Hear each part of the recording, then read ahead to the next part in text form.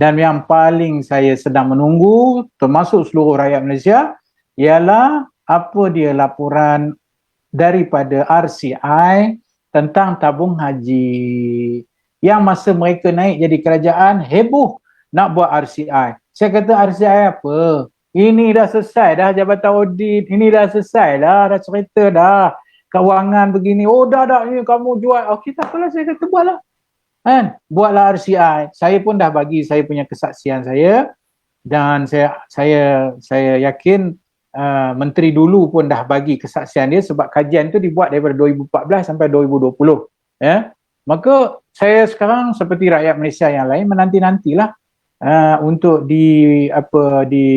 diumumkan apa laporan RCI yang telah pun selesai tentang selama ni apa fitnah orang ramai terhadap tabung haji, ya. Dan saya nak ingatkan juga kepada semua orang, dalam buku tinjauan fiskal ekonomi Malaysia, tinjauan fiskal 2020, tinjauan fiskal 2021, maka syarikat bertujuan khas yang bernama Urus Jemaah Sendirian Berhad ataupun UJSB terletak di dalam kategori jaminan kerajaan di bawah tanggungan kerajaan. Maknanya apa yang orang duk bising-bising jual-jual ini semua tak betul. Kalau tidak, macam mana kerajaan ambil alih tanggungjawab menjamin package menyelamatkan tabung haji ini, iaitu nilai dia lebih kurang dalam sukuk dia dan sebagainya itu semua mungkin dalam 27.5 bilion. Semuanya telah diambil jaminan oleh kerajaan, bermakna ia bukan satu tindakan di luar daripada proses kerajaan. Dia duduk di bawah Seksyen 14 Akta Kelola Kewangan, di mana Akta Kelola Kewangan dengan persetujuan Menteri Kewangan, maka semua yang kita buat ini adalah di bawah jaminan, komitmen jaminan kerajaan. So apa masalah di sini? Tu je lah, Zek. Masalahnya dia orang ni tak faham, masih lagi komen. Saya ada print screen tadi yang dia cakap doktor pro LGBT tak apa. Bergantung pada doktor kalau nak ambil tindakan ataupun tak apa, nanti saya bagi nama dia, nanti kita tengok dia macam mana. Kita tengok. Dan rata-rata komen ini dia tidak faham berkenaan tentang apa yang, bukan dia tak faham, dia faham. Dia cuma tak nak dengar. Biasalah. Ya, masalah dia kalau dia tak faham, dia duduk diam lah. Apa masalah you? Saya pun tak faham.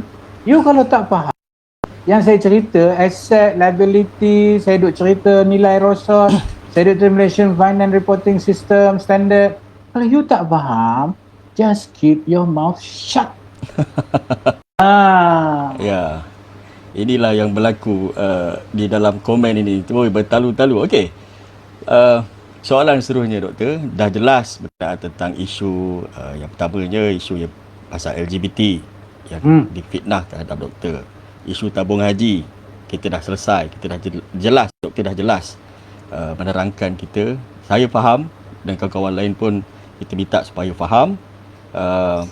Satu di dalam komen ini dia cerita politik pula. Pakatan Harapan dia akan jatuh lah, akan PAS akan menang lah, jadi akan melaksanakan undang-undang Islam dan sebagainya. Saya pun rasa tak apalah, saya baca je. Berdasarkan pengamatan doktor, adakah Pakatan Harapan ada peluang cerah untuk menang sekurang-kurangnya 100 kerusi pada PRU 15 akan datang? Dan kalau ya, kenapa? Ya. Soalan ini tidak semudah yang dijangka. It is not black and white, kata ya kita boleh, no kita tak boleh. Ia terpulang kepada apa yang kita namakan gelombang yang berlaku hari ini sebagai satu bonus kepada apa sahaja kekuatan asas yang sudah ada di dalam Pakatan Harapan. Okay? So kalau orang bertanya tentang kekuatan asas yang ada kepada kita, itulah yang kita ada pada pilihan raya umum yang lalu. Ya? Dan gelombang itu kita dapat daripada isu 1MDB. Dan kita jujurnya ketika masuk pilihan raya umum 2018, rakyat melihat satu isu besar yang mereka mengharapkan gabungan pembangkang itu solid dan punya satu leadership yang kemudiannya akan membawa perubahan untuk mereka dah yakin bahawa apa yang ada hari ini sudah tidak mampu bertahan lagi. Tapi malangnya ketika 22 bulan kita diberi amanah dengan mandat dengan mandat, ya. Kita tidak ambil dengan keadaan yang keluar daripada mandat.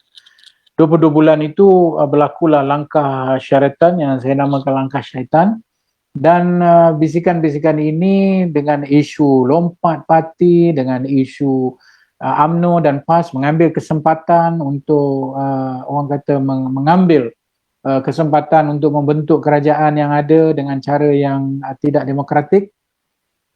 Maka akhirnya kita melihat segala apa yang mereka buat itu berbekas di dalam hati rakyat, ya, berbekas di dalam hati rakyat. Dan saya nak ingat kepada Zack bahawa apa yang mereka lakukan ini diwajarkan dengan satu tagline. Apa dia tagline dia? Untuk menyelamatkan Islam dan Melayu. Itu tagline dia. Kan? Itu saja. Ini kesatuan parti Melayu terbesar dalam sejarah. PAS, UMNO bersatu. Wah, hebatlah kita ni membentuk Melayu ni, kira habislah yang Mujahid buat dulu tu semua menggadaikan Melayu Islam ni, kita nak tebus balik. Tak apa yang dia nak tebus kita pun tak tahu. Tapi akhirnya Zack, ketika mereka membentuk kerajaan, persoalannya betul ke Melayu dengan Islam ni terbela? Jadi tak ada jawapan. Tak ada jawapan. Dan lebih penting daripada itu, kalau kamu kata, kamu buat ni semua atas Melayu dan Islam, maka kamu bentuklah kerajaan. Saya pun tak tahu ni kerajaan Perikatan Nasional ke, kerajaan keluarga 69 ke, kerajaan keluarga Malaysia ke, saya tak tahu kerajaan ni UMNO yang dominan ke, atau Pembersatu yang dominan ke, atau PAS yang dominan, saya tak tahu. Jadi apa? Jadi cacah marba, ya, politik di negara kita ni jadi cacah marba ni, ya. Baik, macam mana you kata jadi cacah marba ni, you kata kita nak buat Islam ni, cacah marba ni, ya, cacah marba ni.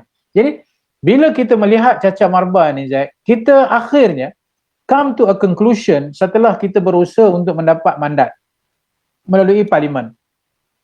Kita kata beginilah, Datuk Seri Anwar Ibrahim dan rakan-rakan lain dalam Pakatan Harapan kata ginilah, kita yang lebih penting kita stabilkan negara lah. Itu lebih besar pada kepentingan apa rasa kita, tapi apa rasa rakyat yang menderita hari ini. Maka kestabilan politik itu kita capai dengan syarat. Dan syarat itu bukan untuk kita, saudara Zack. Syarat itu untuk rakyat. Apa dia? Satu, akta lompat perlu diperkanunkan, diperundangkan. Kedua, pembahagian sama rata semua ahli parlimen bagi menjadikan ia sebagai tanggungjawab ahli parlimen, sama ada pembangkang atau kerajaan, untuk membela rakyat di bawah sana yang susah ni. Dan yang ketiga, kita kata reformasi parlimen. Reformasi parlimen itu sangat penting kerana rakyat mengharap apa yang kita buat dulu tertangguh, maka kena teruskan walaupun kita tak ada kerajaan. Tak apalah Zack, tak apalah kita tak ada kerajaan, tapi reformasi parlimen itu lebih besar.